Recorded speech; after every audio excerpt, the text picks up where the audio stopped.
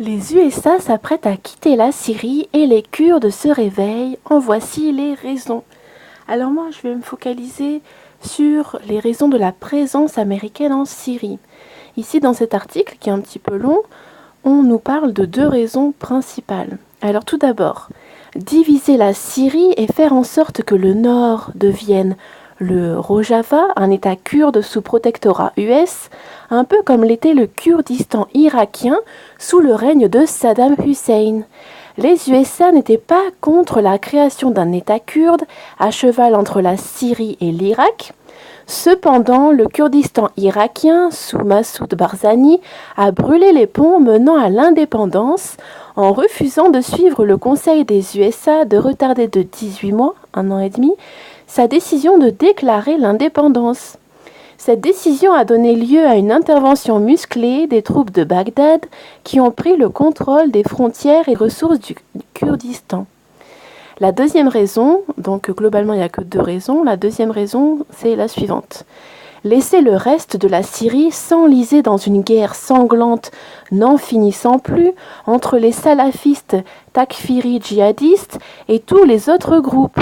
C'est Daesh qui aurait fini par dominer, dont l'objectif n'était pas les États-Unis, un ennemi lointain même s'il se trouvait à ses portes, mais des ennemis plus proches, par exemple le Liban, la Jordanie et le reste du Moyen-Orient.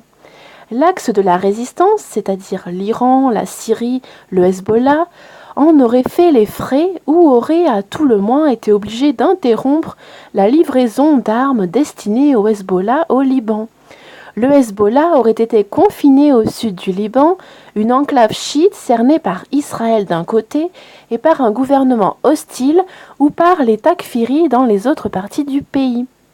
Les États-Unis sont entrés en Syrie non seulement pour avoir la main mise sur une partie de son pétrole, ça maintenant tout le monde le sait, mais aussi pour servir les intérêts d'Israël et éliminer ses ennemis.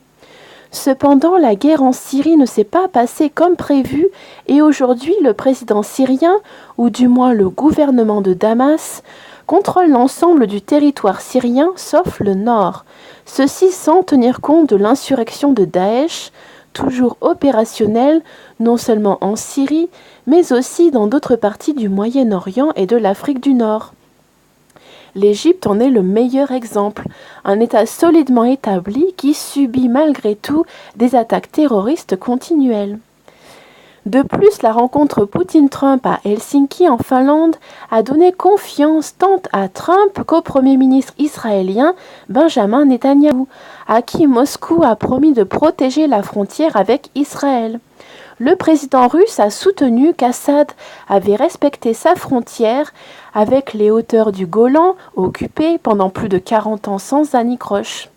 Par conséquent, le maintien d'Assad au pouvoir et une présence militaire russe à la frontière, qui s'ajoute à celle de la FNUOD, force de l'ONU chargée d'observer le désengagement en vertu de la résolution 350 du Conseil de sécurité, datant de mai 1974, afin de surveiller le respect du cessez-le-feu entre Israël et la Syrie, sont tous des éléments favorisant la sécurité d'Israël.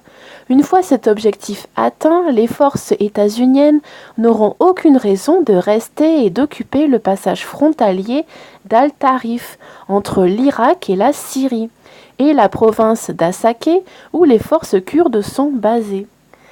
Fin de cette dépêche. À tout à l'heure.